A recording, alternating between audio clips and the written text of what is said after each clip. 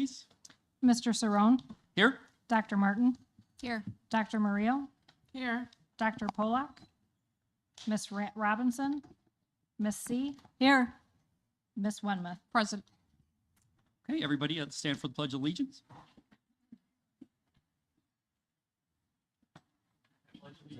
To the flag of the United States of America and to the republic for which it stands, one nation, under God, indivisible, with liberty and justice for all.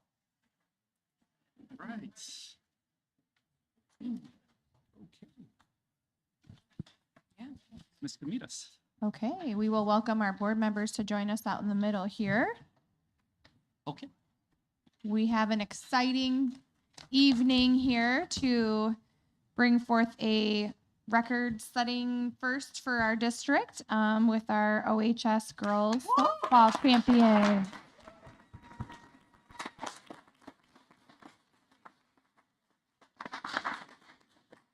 Okay, so this evening we are going to acknowledge, as we do often, the award-winning efforts of our students who have received state or national recognition. This evening, the Board of Education and Dr. Calgatti are proud to recognize the outstanding accomplishments of individuals from the OHS girls softball team who competed at the IHSA State Class 4A Softball Championship and came home with the trophy.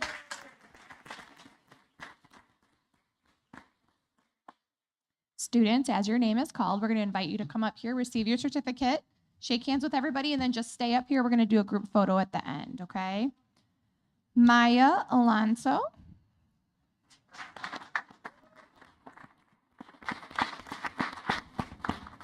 Jalen Anthony. Bryn Broton. Kaya Chavez. Adeline Fugit. Abriella Garza. Kennedy Gensler. Betsy Jack. Bella Lyle. Madeline Lorman. Rika Ludvigsen. Rihanna Martinez. Leah McKenzie. Natalie Muellner. Olivia East. Savannah Page. Abby Schwab. Amla Thomas. Maya Zamora. And Sabrina Zamora. Okay, and I believe we have a number of coaches joining us this evening. We'd like to welcome you up so we can congratulate you as well. Paul Netzel, Tiffany Murphy, Haley Moreland, and Annie Scarmozzi.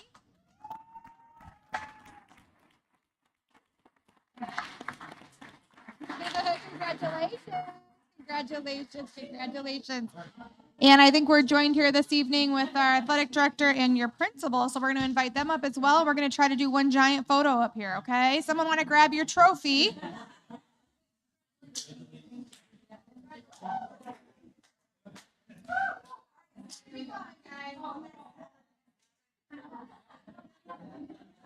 Oh, I love it though. I love it.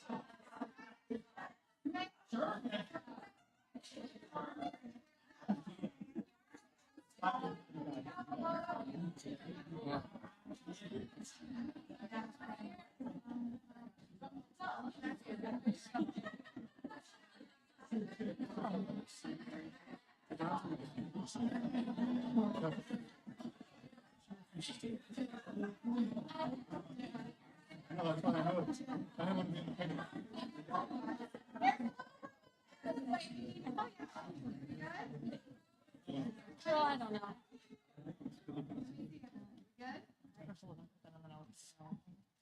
Stay there, we're gonna let parents come in 1 second. All right, stay. All right, parents, come over here. Do you want to get back? Okay, I'm good. Look over here. Teresa, they're behind you. Go that way. Go that way.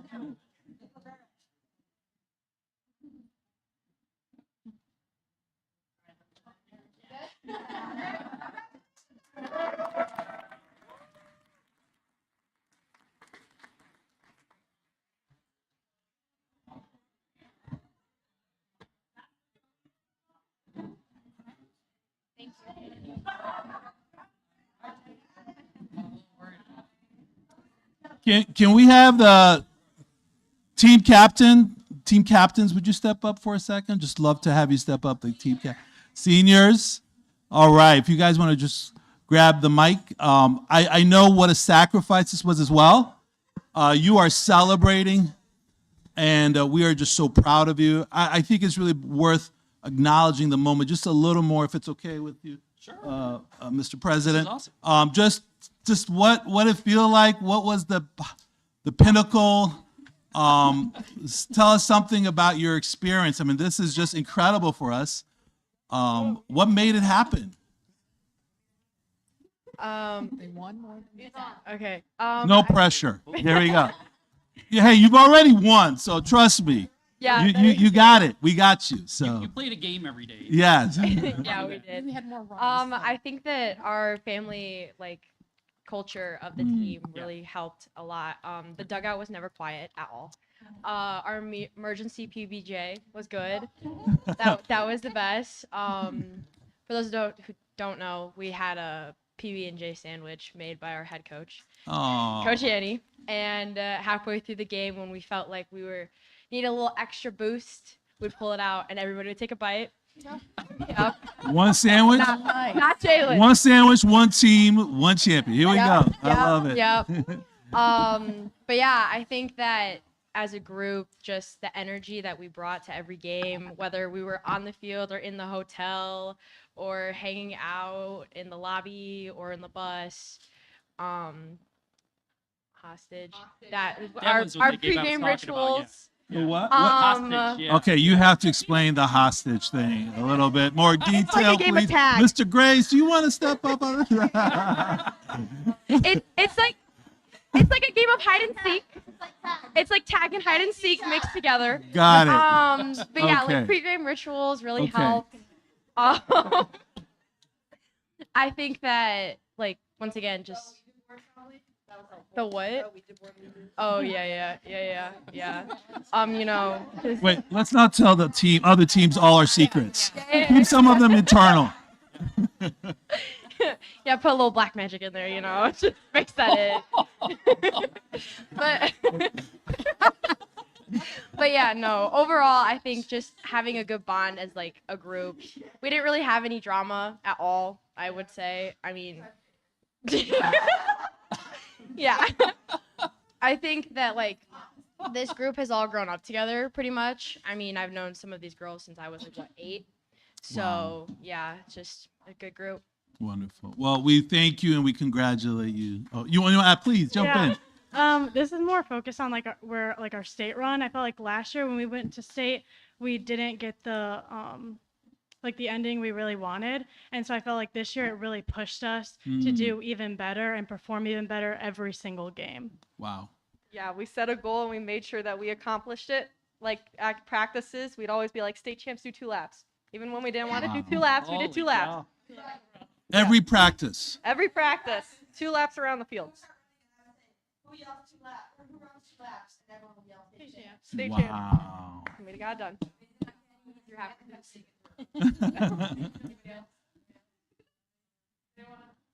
All right. I don't think we want her on the mic. Yeah. Well, congratulations. We're so proud of you. Thank you.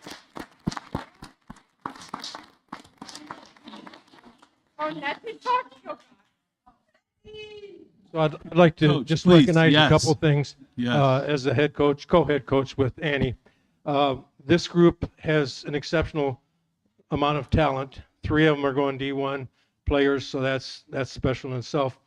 But 4 of the girls were named All-State. 2 first team, 1 second team, and a third team. Am I right? Okay. I'm gonna say that. Well, that's awesome. Last year we had 4 All-Staters. This year, same thing. 4 of the girls, I just received the certificate. They made all area from the National Fast Pitch Coaches Association, which includes Illinois, Wisconsin, Indiana, and Michigan. Wow. They were all first team. Wow. Adeline Fugit. Stand up, please. Aubriella Garza. Adeline was our second baseman. Aubriella was a pitcher, second baseman. She got utility first team. Jalen Anthony, first team pitcher. And Kaya Chavez was our first team catcher.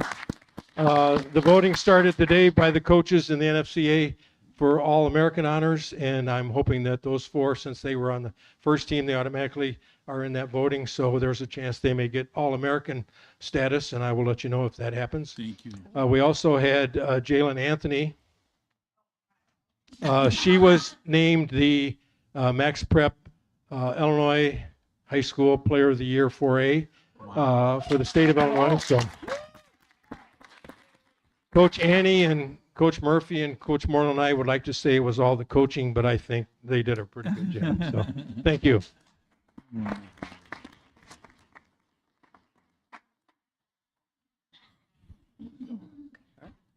Okay.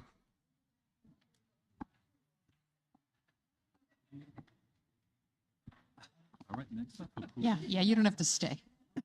You can, we're- but you don't have to. All right. Take Oh. it with you. I get to- There you go. Thank you again. Good night. Thank you again. Congratulations. Hey. We're going to move on to action item 5.1, approval of building administrator contract. Can I have a motion, please? I make a motion to approve the building administrator contract as discussed and presented. Second. Mr. Saron, Yes. Miss Wenmouth, Aye.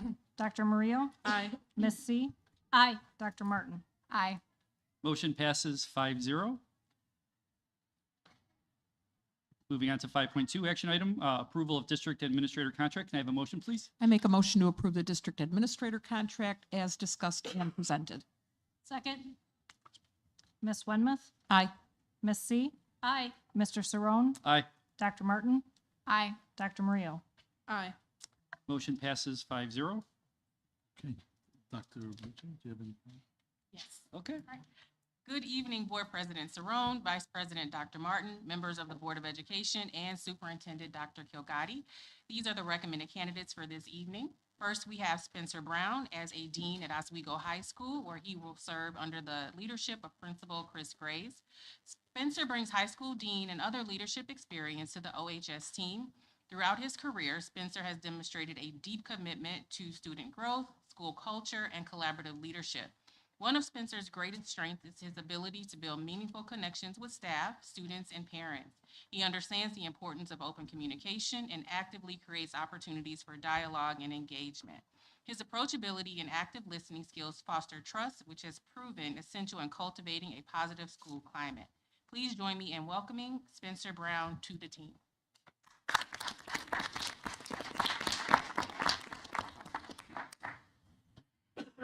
Katie Renz, we are recommending her as the Director of Special Education, K-8, and Deaf and Hard of Hearing, where she will serve under the leadership of Dr. Yvette Dubiel. Katie is an excellent candidate based on her extensive experience in special education and our district. Katie has 20 years of experience in special education, including oversight and support at Hunt Club, Trauber Junior High, Eastview Academy, Early Childhood, and the Deaf Hard of Hearing programs. Katie's strengths and her ability to collaborate, communicate, innovate, coach, and support for continuous improvement make her an ideal candidate for this role. Katie was unable to join us this evening. However, we'd still like to welcome her to her new role in 308. Welcome, Katie.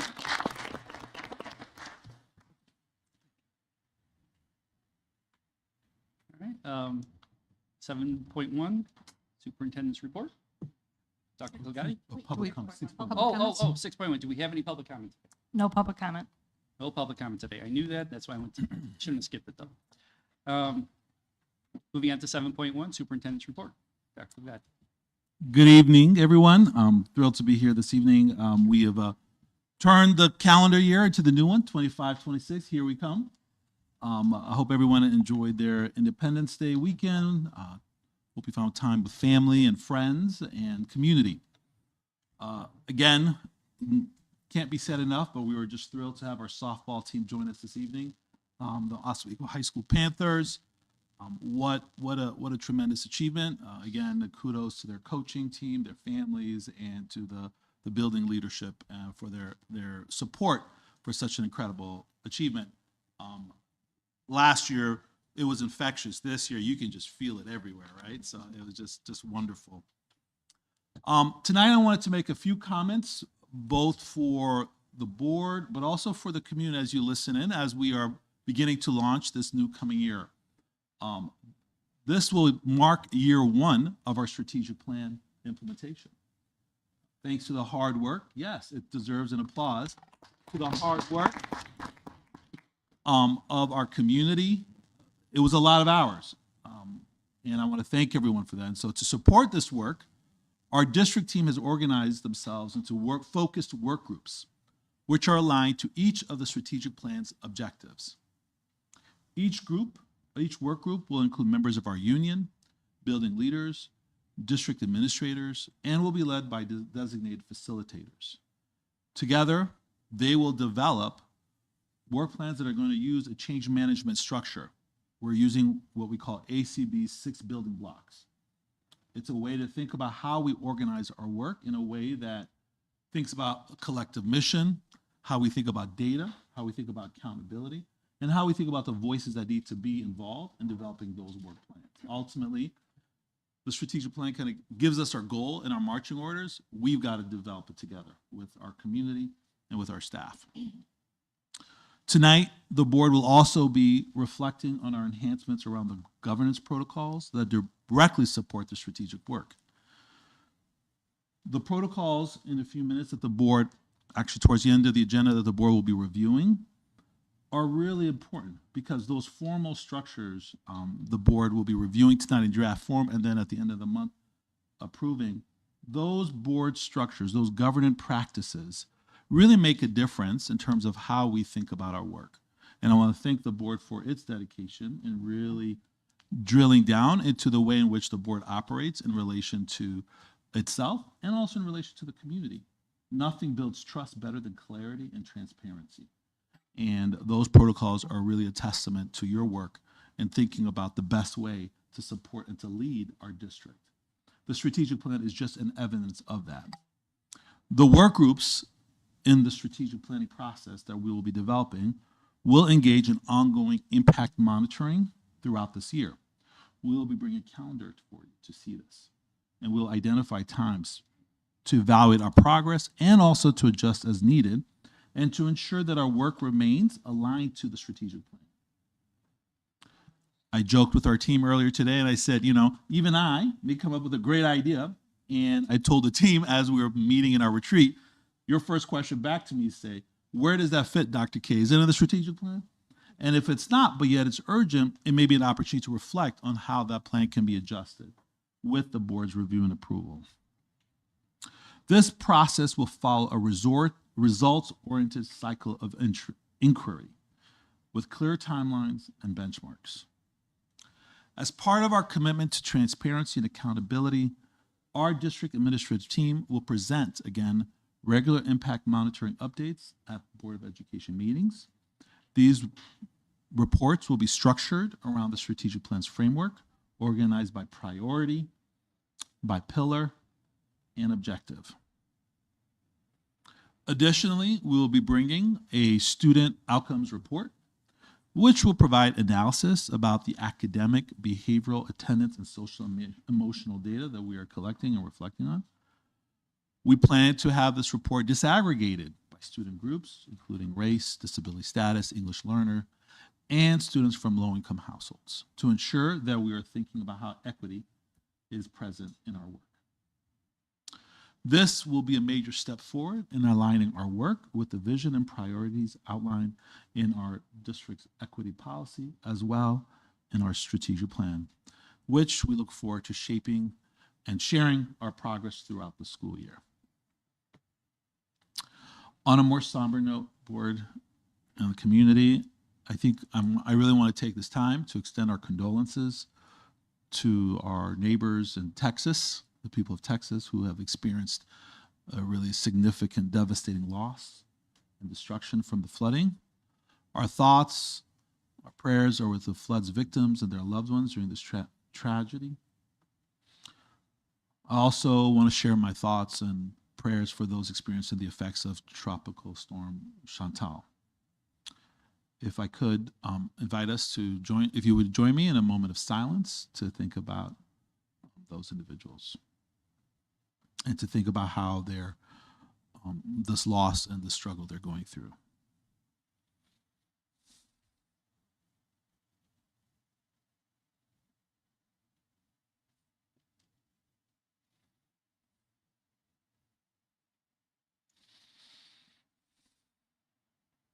Thank you.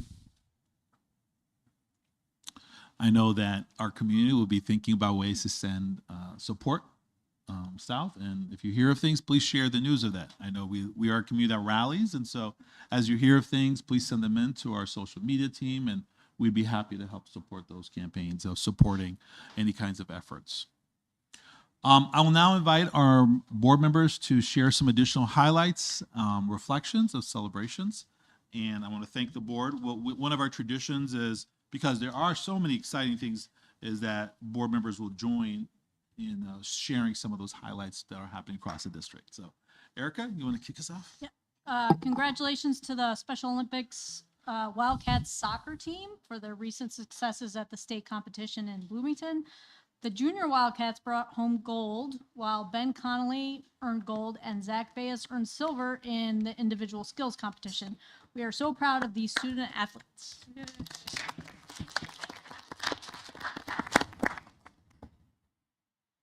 We also have a lot to celebrate about our student journalists, even over the summer. The Oswego High School and Oswego East High School journalism programs were both selected to receive $1,500 grant from the Illinois Press Foundation and the Illinois Farm Bureau.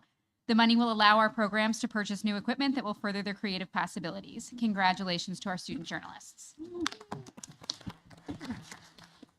Calling all families with incoming kindergarten students, the countdown to kindergarten will be taking place in just a couple weeks. Each elementary school will host an event for parents and guardians to receive important information related to this school year and beyond. For additional details, please check the district website. Free and reduced meal applications are available. Please visit the SD308 website to learn more and complete the necessary forms. Alternate pickup and drop-off request forms for bus service are also available online and due by July 17th for service on the first day of school. Please visit the transportation page on the district website for more information. All of our high school students who will be participating in a sport during the 2025-26 school year are invited to complete their sports physicals at Oswego High School. A number of healthcare professionals are volunteering their time, how nice, and talents to put on this free event. Donations are welcome. The event will take place on Saturday, July 26th from 8 a.m. until noon. Additional information is available on a peach jar flyer found on the SD308 website. And then finally, we want to remind families that if you have new or returning students to SD308, registration for the 25-26 school year is open. Please ensure that your students are registered as soon as possible to avoid any enrollment issues. You can learn more by visiting the SD308 Central Registration webpage. You can find everything about everything on the website. Thank you, everybody. Thank you, everybody. Moving to 7.2, board member comments. Does anybody have any comments to share today? I can start. I know it's been hot lately, so I want to give a shout out to grounds and people working outside to keep our buildings up and running and doing all the summer work and things like that. So stay safe out there, stay hydrated, but thank you for that. I just want to also comment on the non-release of federal funds to school districts that were supposed to go out on July 1st. I know in the past, and I think the future of those funds is unknown at this time, but that would be an impact on all school districts. I would encourage people to contact representatives to express the need for those funds to support our students. I know in the past, at the urging of our past board, we've asked to see some budget stuff with or without EBF. I don't know if we'll be at a point where we might have to see budget stuff with and without, some federal funds. So just something definitely to keep an eye on and to activate, some of your agency with federal elected officials to see if we can get some pressure to get those funds released and for future funding. So I had That's all. similar thoughts on the Yeah. cash flow projections. Yeah. Good job. I'll kind of tag on to what you had said initially. Also agree with you on the second half, but I wanted to give a shout out to everyone, whether everyone that's working to make improvements in our school buildings over the summer. All you have to do is kind of drive around and look around, and there's some major work being done. The plan is obviously to get it for the most part finished by the time school opens in August. So kudos to everyone, whether inside the office or outside, that are putting in a lot of time, energy, especially outside in the recent lovely weather. And thank you for everything you do. Anything? There's always a lot going on in the district, so I'm just going to bring up some of the things that the board has participated in over this past month. Erica, Brandy, and I were able to attend the end-of-year awards ceremony for the entire Oswego High School softball program a few weeks ago. It was a wonderful event recognizing all the coaches, athletes, and supporters.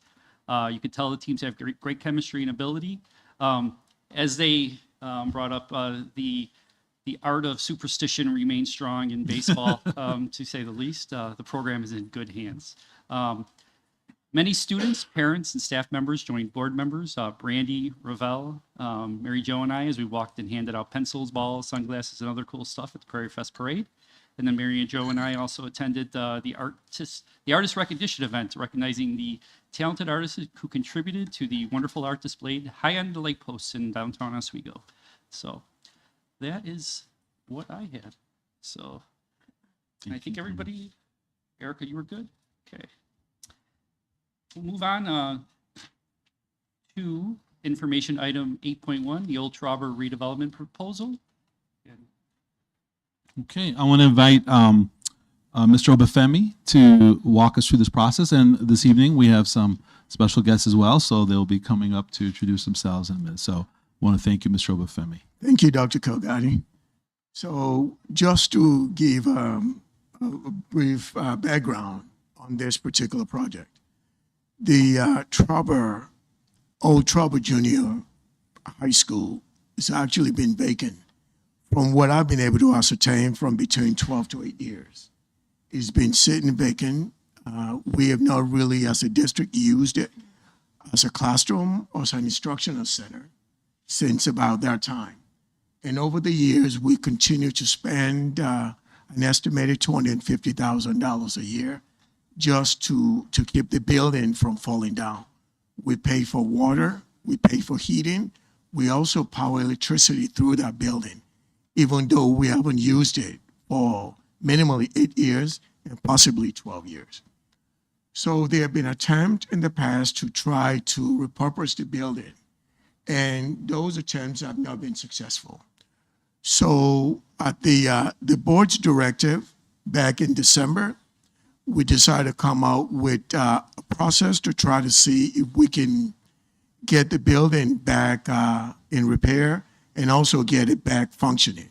So what we decided to do is do an RFP where we put down some requirements that we have in order for us to be able to repurpose the building.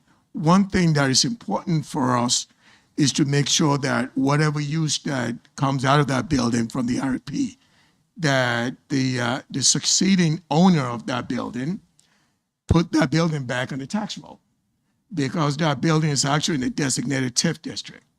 So we need taxes to come in from that building. So we put in a few requirements when we developed the RFP back in December, And then we set a February submission date for that RFP. And then we waited. At the end of the RFP period, we received a submission from a team made up of JTE Real Estate Services, a development company, as well as Cardigan Clark Architect. Those two firms came in together as a team, and they proposed a residential development project for that. And that's what we're bringing to the board for consideration today. And before we move forward, I will invite one of our legal counsel, Stuart Witt, who has a deep history about the building and all the different attempts that have been made over the years by the district to do something instead of just leaving that building vacant. I'll pass it up to Stuart, please. Thank you. Over the past 20 years or so, maybe longer, Old Trauber has been used for many different purposes. Originally, it was the original Trauber Junior High School until new Trauber was constructed in the early 2000s. Then it was occupied by the Kendall County Special Education Cooperative until the Board of Education withdrew from that cooperative. Then it housed parts of the district administration. Then it was a transitional learning center for the students 18 to 22 years old.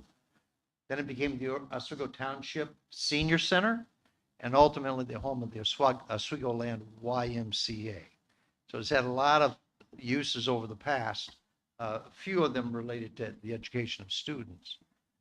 In March of 2018, the Board of Education made the determination that the property is no longer necessary, useful, or convenient for a school and unnecessary for uses of the school district, which is a requirement of Section 522 of the School Code. Board of Education directed that the property be sold at a competitive sale, again, consistent with Section 522 of the School Code. There was a minimum sales price set in the bidding. One bid was received by a developer of senior housing under the Illinois Developmental Housing, Illinois Housing Development Agency. And their bid was contingent upon getting approval from the agency. Ultimately, they were unsuccessful in getting that approval. This is a company that's got significant experience in this business. They had recently built 2 such facilities on Orchard Road, on the east side of Orchard Road, through the same Illinois Housing Development Authority. And so they knew what they were doing. But because the state had already granted certificates for those properties on Orchard Road, they decided to make the awards to a different community, determining that Oswego didn't need them at that time. And so for that reason, they exercised their rights to terminate the contract and walk away because they couldn't meet their needs. In December of 2018, the Board of Education employed a realtor, which is also authorized by Section 522 of the School Code. That realtor brought forth a letter of intent from a nonprofit organization that wanted to take the property, again, pay the price that the school district was requesting, to have a church, a community center, a cafe, a kids indoor play area, co-working remote offices, early childhood center, and things such as that. That particular user didn't realize that that building was in such condition that they couldn't occupy it because it did not have up-to-date current ADA standards for a private facility, not for a school, but for a private facility. It wasn't sprinkled, and it needed other types of improvements that they quickly learned from the village they had to meet in order to use the property as they wished. And so they walked away from their contract. At various points in the past 7 or 8 years, the school district has made diligent efforts to dispose of the property through conventional and unconventional ways, such as communicating with other local governments, encouraging them to use the facility for the benefit of their community and the school community, and also working with the Chicagoland YMCA. you have a local Oswego land YMCA, but property is all controlled by the Chicago YMCA. And we worked and worked and worked to generate interest there, and we just couldn't get it generated. And so those efforts basically came up empty-handed. And so the RFP proposal came forth at the direction of the board and the administration. Thank you, Stu.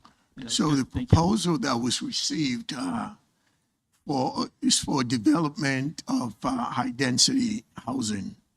And since the district is not in the business of developing houses, and that is not what we do, we educate kids, and we do that very well. We thought it made sense to work with a partner, in this case, the Village of Oswego, whose expertise in the development of property makes it sensible for us to work with them. And so the development that was being proposed by a developer, we vetted the developer as far as the experience and the ability to be able to follow through with what they're proposing. We found out that they've done significant work in the area of development, and they have their funding lined up, JT and Culligan Clark. And they also provide us a pro forma. Those are important things that you need in order to take a submission of an RFP for development seriously. I know what a pro forma is, but can you? So pro forma in a development process is a financial statement, really, that shows how much it will cost to develop the property, how much the developer stands to make, and how much free cash flow will be generated from the development. I mean, you need that from someone who's proposing to develop a property. If they can provide you minimally that means that they are not that experienced or they're knowledgeable in being able to carry forth a development project. So the request that we're making before the board is that the property then be conveyed to the Village of Oswego, and during the process, we negotiate a revenue sharing agreement with the village, since the property, as I mentioned earlier, is located in the TIF district. But in order for us to be able to generate some revenue for the village to share with us, there has to be increment, where it's essentially a growth in the value of the property. With the development that has been proposed, we believe there will be a growth in the value of the property, which will lead to increments in the TIF district. What would be beautiful about that, I say beautiful, in that a property that's been sitting vacant for years offers us the potential of putting that property back on the tax roll, which will provide us revenue as well as all the taxing body in the area too. And as far as the legal process required, I'm going to hand it over to Attorney Brian Crowley. That'll be required to make the process go through with the village. I'm sorry you're craning your necks everywhere for this discussion. You can come up here too. If you Yeah, want. do you want me to go up there? Or? Whatever you're more Yeah, why don't I comfortable. go up there just in case you have questions? Thank you.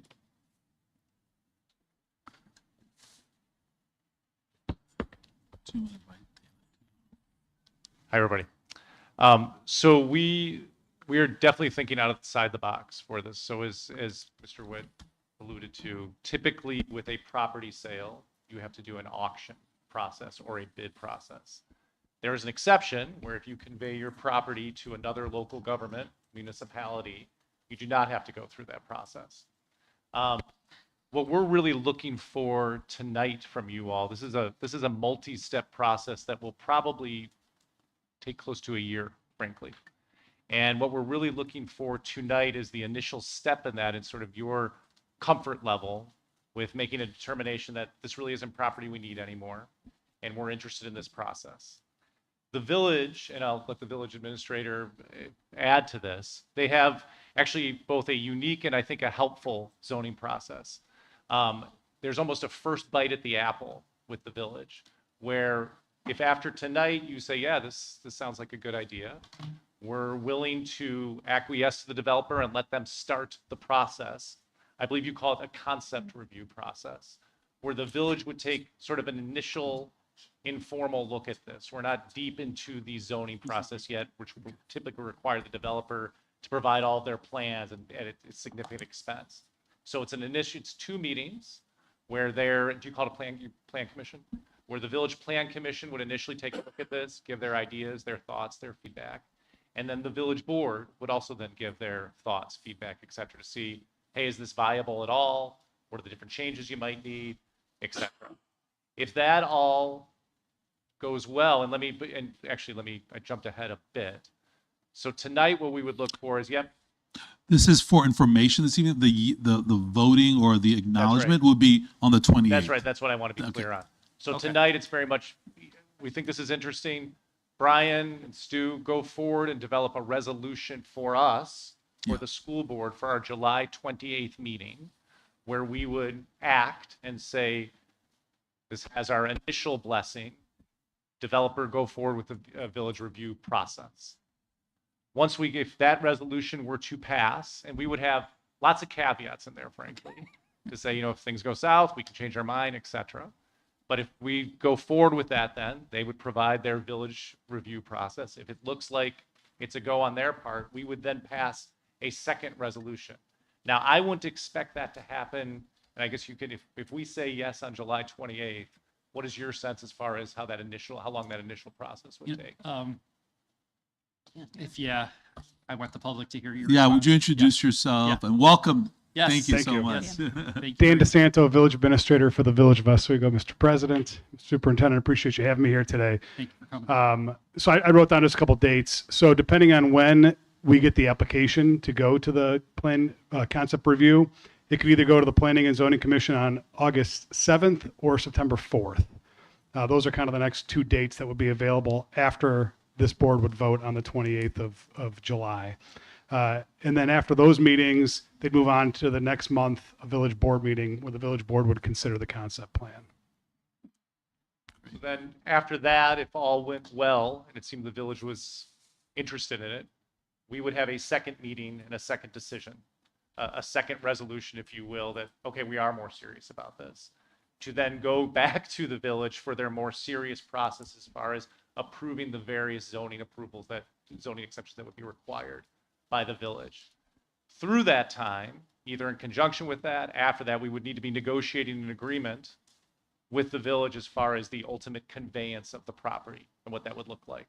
But the way this would eventually look, what we're providing now is, if all goes according to plan, the agreement would be between the school district and the village to convey the property to the village for the developer's eventual benefit and their ownership. But it's very important to the developer to get many of the approvals in the sense that, yes, the village is interested in this and the village will approve their actual use. So if I can just, before we ask, I just wanted to recap the key things that I think we should consider here. The property is located in the TIF district. What that does is, if we can get this project off the ground, if it works, what it creates a property that is currently not on the tax roll because it's owned by us. We don't pay property taxes, has the potential to generate what we estimate to be $700,000 a year, at least the first year, because of the development that is being contemplated. That's number one.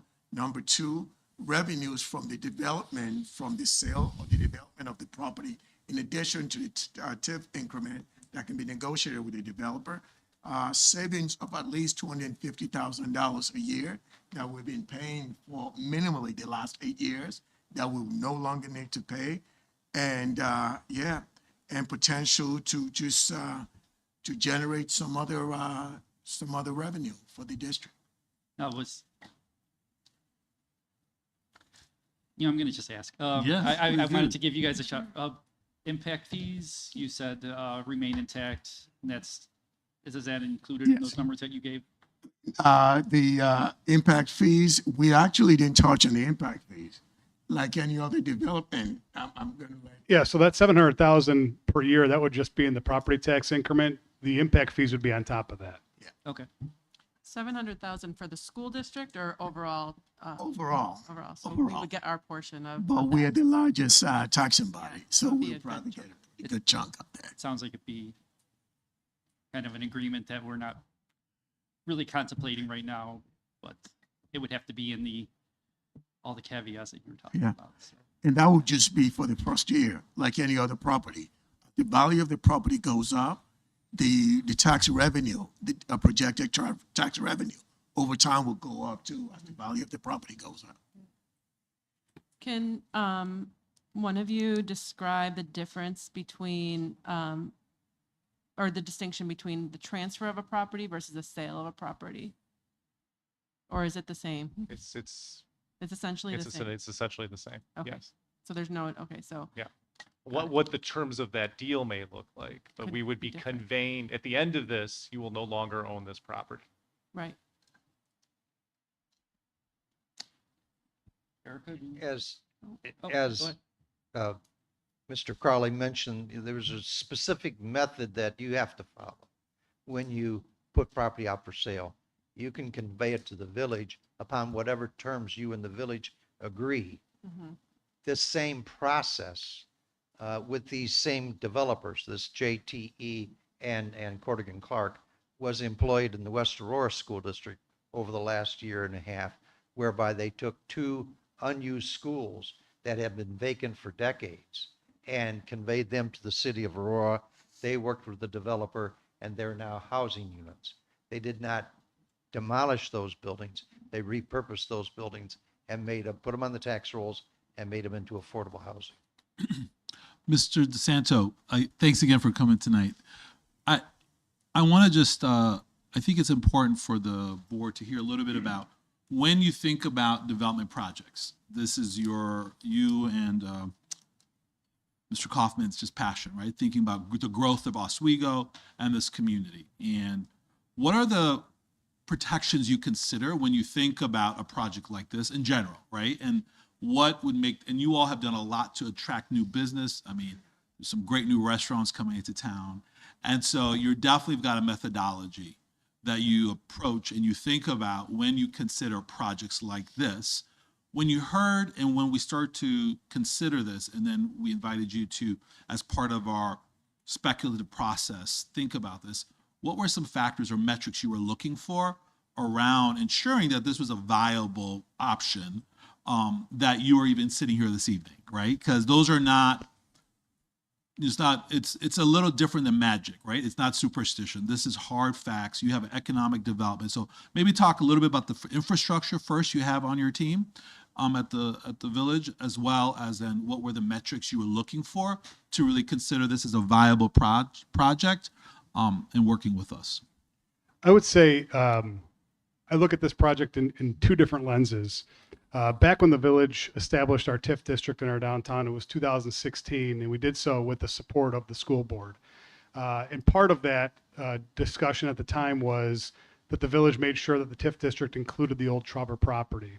So from the beginning of the TIF back in 2016, it was always our intention that TIF district include Trauber or old Trauber to help the district. And really, it was always supposed to be a partnership that, hey, when you're ready, when you find a developer, this TIF district will be a tool that will help you find a developer and get the most out of the property back to the district. So that was always the intention. The reason we put it in the TIF district was to help and partner with the school district. It's taken a little longer than we thought. We were hopeful that it would happen quickly, but nevertheless, here we are with a very reputable developer that is in front of us now. And so when I say moving into two parts, what I mean is there's the land use decision, and you talked about the density and the type of housing and how it looks and how it's situated on the site.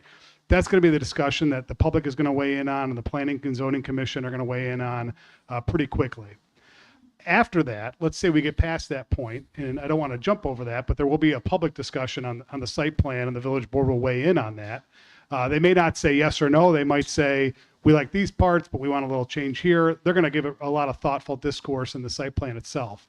But after we get past that point, then we really get into the nuts and bolts of the negotiation, with the goal being a win-win-win for the village, for the district, and for the developer, that the sharing of that $700,000 in increment can be done so where all three benefit in the end.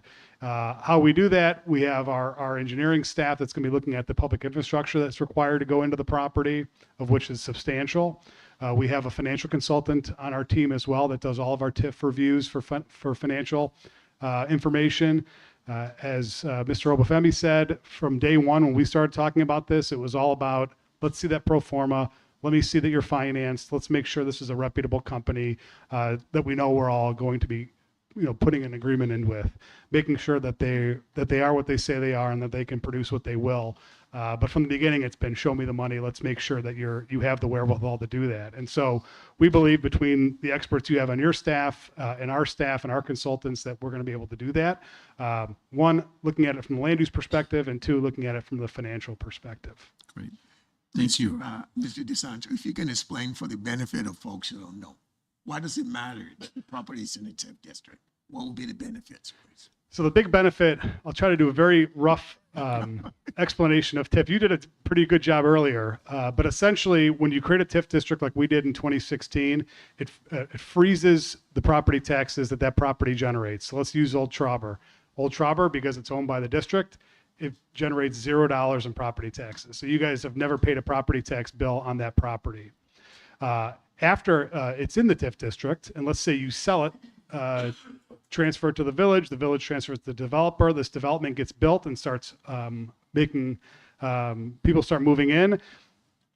They estimated about $700,000 a year in property taxes.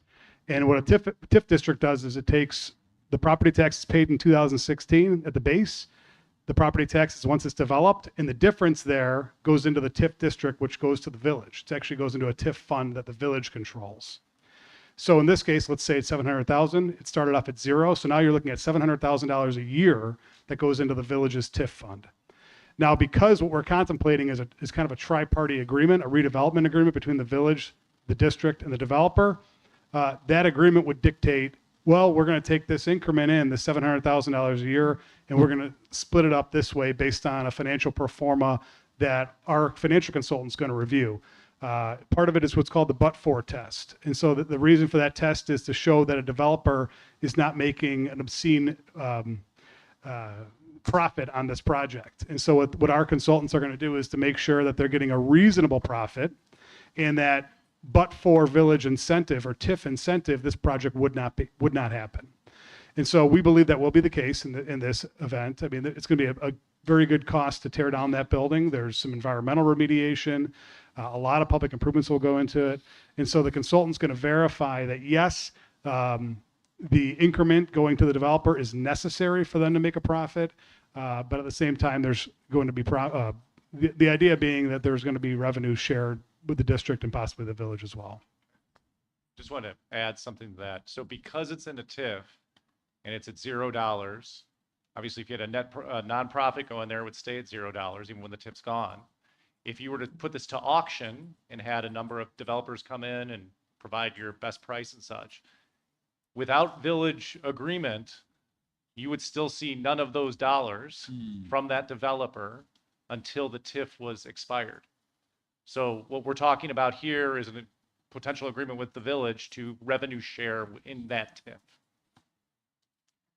How long is the current TIF district in place? It goes until 2039 or 2040. Okay. So TIFs are 23 years. And so by the time this project will get built, you might have 12 or 13 years left in the TIF. So that's about the amount of time that $700,000 per year would be shared. But then once the TIF expires, you would get your proportional share that you would typically get, 70% of the tax bill in this case, roughly. Thank you. Erica, yeah. When there's a moment, could you get the exact year that TIF is out so that we kind of know?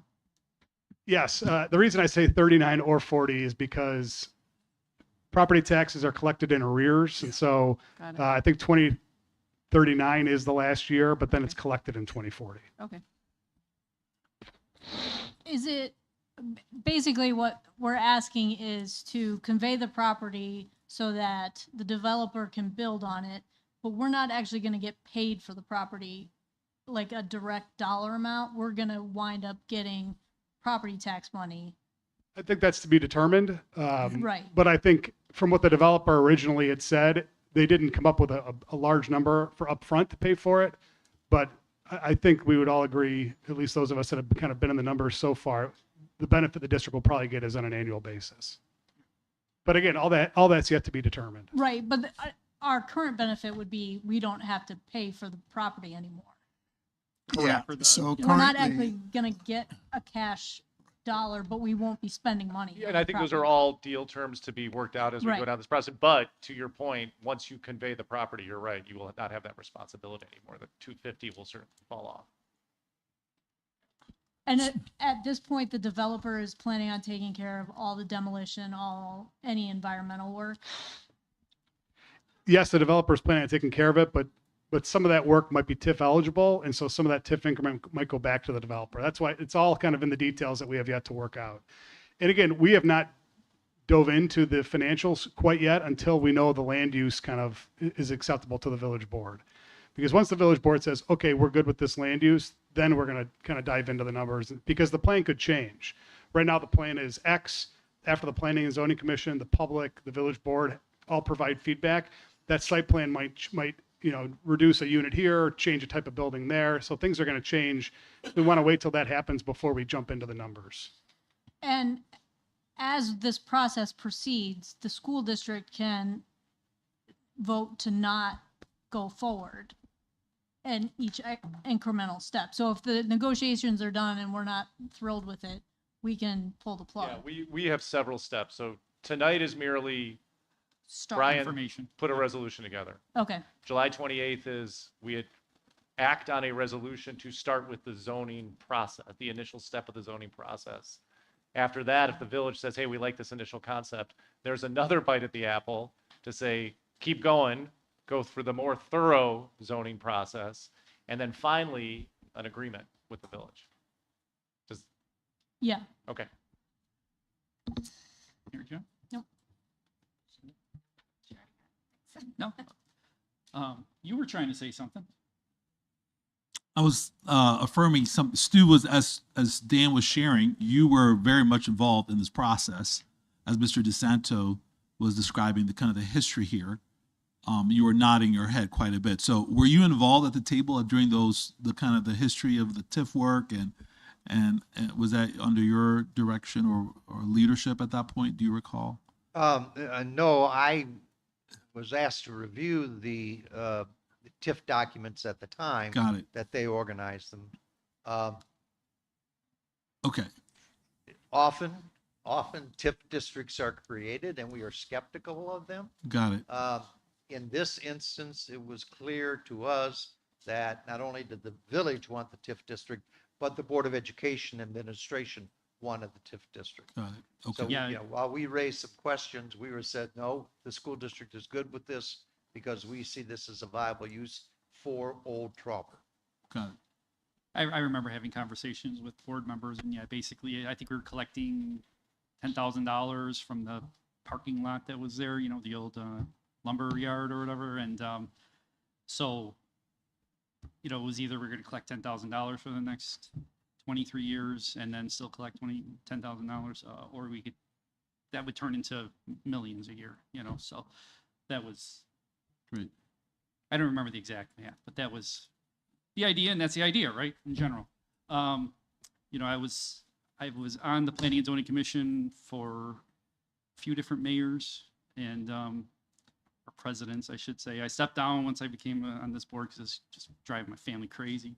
So I'm very happy, that if we were to approve, the next step, that it would go to the Planning and Zoning Commission for concept. I know that that's not necessarily always a step. I think that we generally do it, and then for the board for concept, and then get their input, and it becomes very transparent, and lots of steps if we do that, and there's so being on the board and when I was on Planning and Zoning Commission, I liked hearing from the public.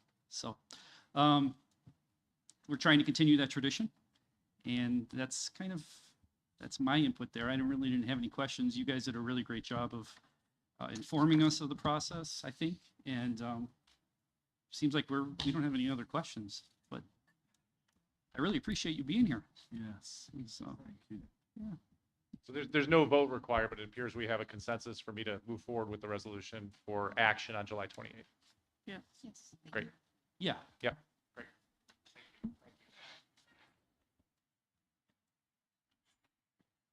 thank you for that as well. It's obstruction in my line of sight,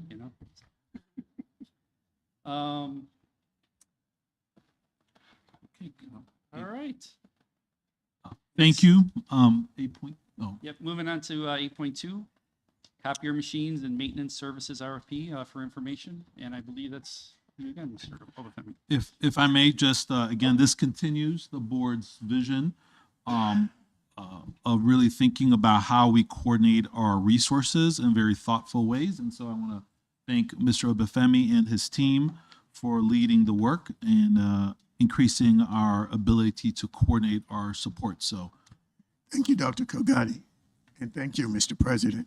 So I know for a while, as far as anyone can remember, we've always used the same copier company. And the way it's gone is we sign 5-year contract, and at the end of the 5-year, they come back, they increase it, and we just sign the agreement. So one of the things that I looked at when I got here, copier expenditure is a big chunk of what we spend money on.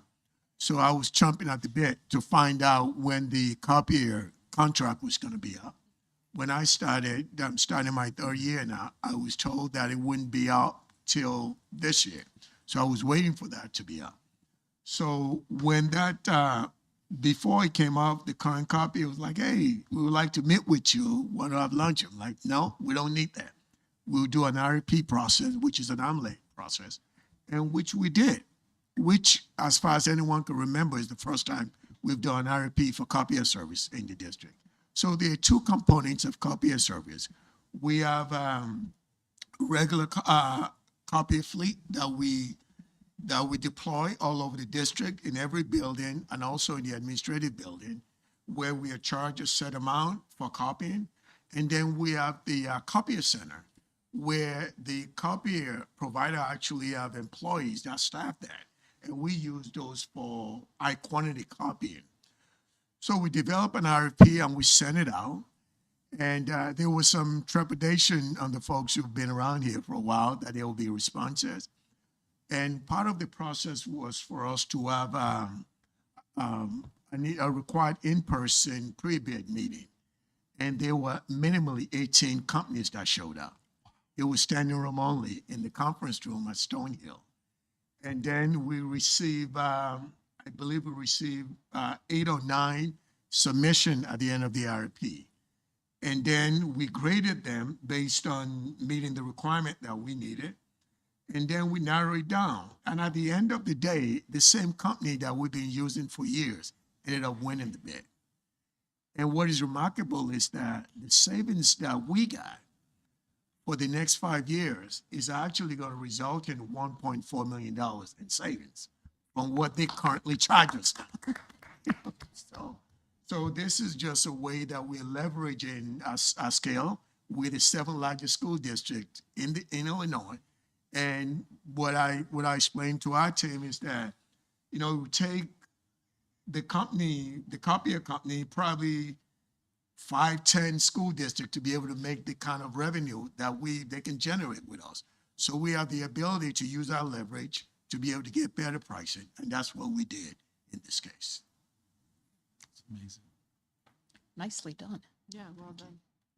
I also see we're getting several new machines as well, correct? We're replacing the old one too. Yeah. Other questions? Mary Jo, any questions? Heather, Erica? Okay. Amy?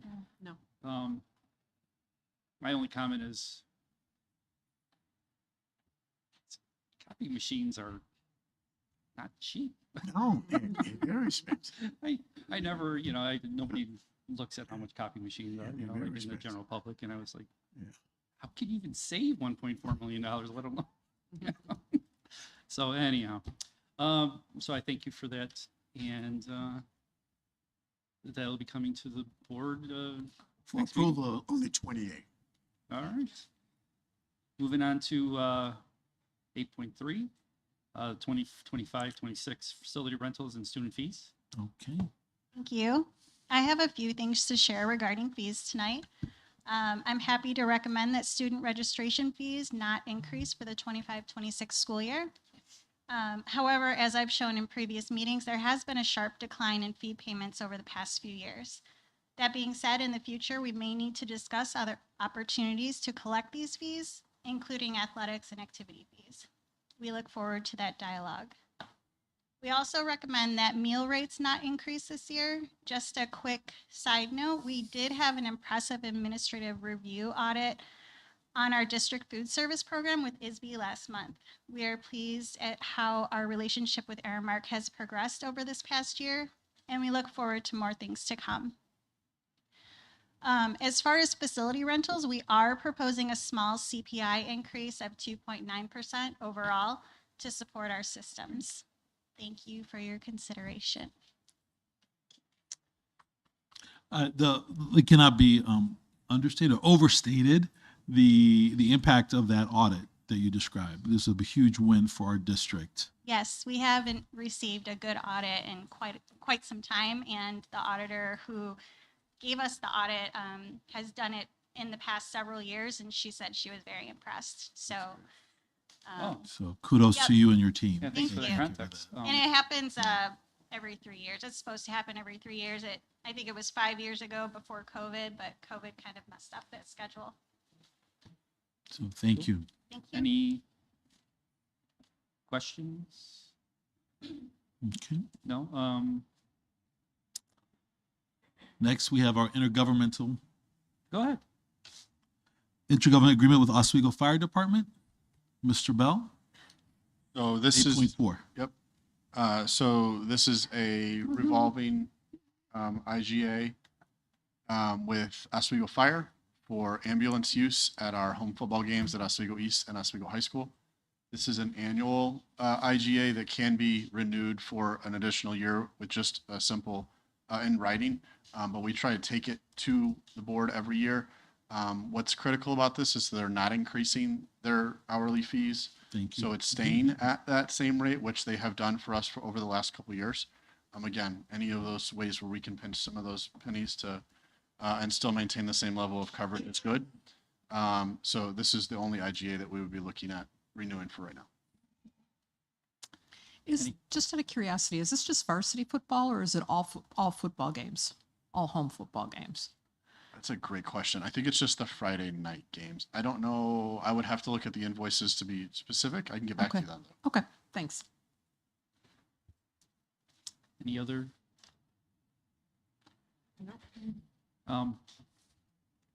Just want to thank the fire department. Yeah. So. And then, all right, moving on to 8.5, board protocols. And we met on June 21st and we discussed these protocols, and they put some of the suggestions that we made into writing. You had a chance to look things over, and you know, we're here to kind of finalize this document. And can you explain to the public kind of the purpose of board protocols? Yes. Yeah. Sorry, I was looking beyond you. Yes, the purpose of board protocols, it's in essence an informal agreement of your group as to how you're going to treat each other and how you're going to deal with the public and how you're going to deal with various matters that come before you, comply with the Open Meetings Act, comply with requests from the public, etc. And that when things go awry, you can point that if you have board members, and I don't think that will ever be an issue with this group, but if board members go awry of those, you can point to those as your working arrangements with one another. Thank you. And we did this, you know, in consult with the representative from the Illinois Association of School Boards as well. These are relatively standard with little tweaks, you know, for our board in particular. Did anybody have any suggestions, comments, questions? I thought we had a good discussion at our retreat about some of the protocols, and I think that discussion really helps us fortify what it is we expect for our fellow board members, and it's something to point to. I think it's important to note these are a lot of them are a carryover from previous boards with just tweaks, so it's something that has worked in the past. Or has been utilized in the past, so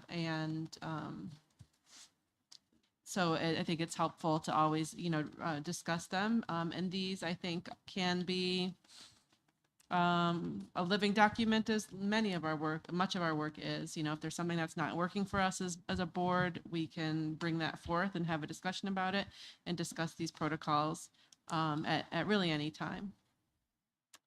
Thank you. Mm-hmm. And if nobody else, I do have. Number 3, it's just board members' communication via email. I know we had the discussion during that and to include texts. I know the word texts are included in the A, B, C, or D, but we're looking to add the word text into where it says number 3. Is everybody? I remember that, yeah. Yeah. And then I had. There was also, Dominic, a question about engagement on social media. There was, if the relationship between, if board members, many of us are involved in social media communities. Mm-hmm. Brian, can you speak to a little bit about, in the event if a board member, we have a softball celebration, right? And our communications team posts celebrating 308's win at the state, right? There are guidelines around board member, let's say, communication in those instances. Are there any of those things that does the board have to be aware of? Yeah, and I tried to reflect that in some of my changes to the board protocol. So one thing to keep, it's actually a First Amendment issue. So you and boards are unique animals. You are a board. Yeah, we're also highly governed. Right. So, but when you are regulated, take that, when you are using social media on your own, with your own account, to the extent you put yourself out as a board member and appear to be speaking for the school district and the board, First Amendment rights can be implicated. So an example would be if a board member used their social media account and said, hey, I'm speaking for the board right now, and members of the public made comments to that, you may not be able to shut down those comments. So it's important to have clear lines that when you are speaking for yourself on social media, you are not speaking for the board, you're speaking for yourself as an individual. And the board protocols attempt to address that issue. I think the context helps. I really don't have the bandwidth right now to look through this and see if I agree. Maybe somebody else does.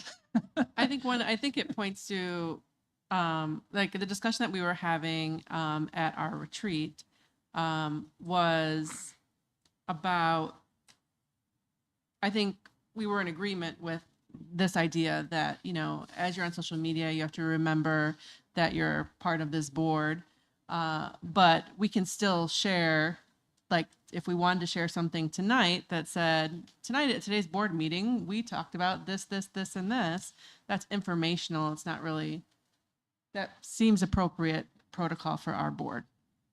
Or what would be inappropriate would be if we passed blah, blah, blah, and then I, as a rogue board member, posted something that, I disagree with this and this is why, and it's a terrible thing on the board's part. That's something that would not be allowed. I think what I would also, even to your example, which I don't disagree with, that seems to be an appropriate comment. What's important as far as I would lace your social media with, this is my social media account. I am talking as an individual. I am not talking as a board member here. And then it's fine to share some of that stuff. Yeah. And some of that more innocuous things. That's the important thing to frame. Mm-hmm. So I now with the board president, it might be a bit different because the board president is seen at many times as the board spokesperson. So that's another way, another thing to think about and to look at. But is you're using your own social media account. You just need to be aware of that. And you're saying that pretty much all social media accounts, even if you label it as this is my Board of Education account or my like they're personal accounts, they're not Board of Education accounts. If it's clear to the world that it's your personal account, then I'm comfortable you have not opened a First Amendment issue for the district. If your social media account is not clear, it appears that you are speaking for the district or for the board, that's where it gets murky. So, well, just because you said board president is different, you know, I want to, so my personal account really speaks nothing of me being, you know, it says I work at the company I work at, you know. So is that like obviously personal? You know what I'm saying? I mean, that's what I'm trying to get at. Yes. To the Okay. extent you start speaking about board and district issues because of your role as board president, that may be more interpreted as he's speaking for the board of the district. But if you're speaking about things that have nothing to do with the district, nothing to do with the board, or you're very clear and say, hey, world, while this happens to be about the district board, this is my individual opinion, you're likely okay, and you'd not open what's called a forum related to the First Amendment. So maybe we'll just go back to that scenario where I share something that the district did, you know, great stuff, bad stuff, whatever. Let's just, I don't usually, but let's just pretend I opined a little bit. My thought process is you're telling me that probably is me acting as president of the board. You may be unless I opening- say this is my, Right. unless I like give that huge caveat. This is speaking as a, you know, an individual. And to the extent you don't want your private account to be deemed communications of the board of the district, I would have that caveat. Okay, or just share it without opining. Is that fine? Well, it's still about the district. This is becoming a law school seminar. Well, yeah, First that's- Amendment, I want right? it to be. I want it to be clear. Yeah. You know, because Right. it is kind of Now- like a, you know. Right. That's all. Yeah. Okay. I would encourage you all to be as you use social media and discuss district and board business. I'd encourage you to be very mindful of that and mindful to let the public know this is my individual account. And I think it's relevant because in today's world, a lot of our community gathering discussions happen in social media spaces, right? Whether it's personally as a parent, I'm in networks or community networks where I'm communicating. And so I think we want to encourage our board members in our community to be able to talk about things, to celebrate, and also create spaces for support, right? So I'm concerned that as a parent, how I support my children, and I create a group where I'm engaged in community organizing or gathering, right? As long as, and the board talked a lot about making sure that those are really aligned with the strategic plan, number one, but also that individual initiatives are really, you know, flashing like this is my own individual opinion, and it doesn't get in the way of the board's work or the district work, but is complementary. And I think your point about First Amendment is really important. So. And where this all comes into play really is how you're managing your account. So the risk would be if people make comments to your comments and you want to remove them, that's where the problem might come in. So if you want to be able to. Oh, I don't even know how to do that. So well, then if you don't know how to do that, then you've got no problem. Yeah. You're good. I mean, I do, but I don't ever, you know. So hey, anybody want to, you know? I just gave a big green light to everybody. But so that's the First Amendment part. They don't care about our First Amendment, really. Okay. Oh, it's the other person's. Okay. That's right. Okay. Anybody else? Sorry that I may have dragged that, you know, but I appreciate your input. So I think, wow, we're already at consent agenda. All right. Can I have a motion to approve the consent agenda, please? I make a motion to approve all items under consent, including 9.1, minutes from the Board of Education meeting on June 9th, 2025, open and closed sessions, and minutes from the Special Board of Education workshop on June 21st, 2025, open and closed sessions. 9.2, to acknowledge the FOIA requests received by the district. 9.3, to approve the field trips for overnight and or more than 200 miles. 9.4, to approve a refund of the overpayment of grant year 2023 Idea Flow through fund, Idea Flow Through Fund in the amount of $38,378. Second. Are there any questions on the consent agenda? I actually do have one, but I wanted to open up to anybody else because, no. The only one that I had, whoop. Oh, you're, okay. All right. Just because it's on for approval today, the repayment of the grant year 2023 IDEA Flow Through Fund. I saw that there's steps are going to be taken just to make sure it doesn't happen again. I'm sure that this is not unusual per se, but I just would like to hear what you're. Yeah, I think one of the reasons why when I started in the district, we hired a director of grants was that we had a patchwork quilt of people managing grant in the district. So we didn't have folks with expertise to manage grant. So this was part of what was left over from that period. And now we have someone who has extensive experience managing grant. And as part of this process, we actually had to provide a plan to ISB as to what we're going to do moving forward to avoid this.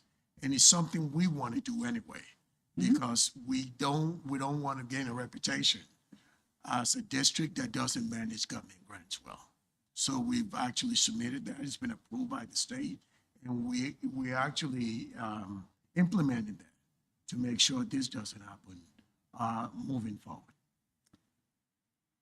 I'm satisfied. Okay.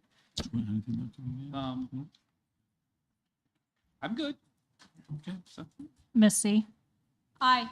Dr. Martin. Aye. Mr. Cerrone. Aye. Miss Wenmouth. Aye. Dr. Murillo. Aye. Motion passes 5-0. All right. Moving on to 10.1, action item. Approval of DuPage Water Commission Water Link Project. Can I have a motion, please? I make a motion to approve the DuPage Water Commission Water Link Project as discussed and presented. Second. Any discussion? No? Okay. Dr. Murillo. Aye. Miss Wenmouth. Aye. Dr. Martin. Aye. Miss C. Aye. Mr. Cerrone. Aye. Motion passes 5-0. Moving on to 10.2 action item, approval of personnel report. Can I have a motion, please? I make a motion to approve the personnel report as discussed and presented. Second. Any discussion? No. All right. Dr. Martin. Aye. Mr. Cerrone. Aye. Miss C. Aye. Miss Wenmouth. Aye. Dr. Murillo. Aye. Motion passes 5-0. Can I have a motion to adjourn? I make a motion to adjourn. All in favor? Aye. Aye.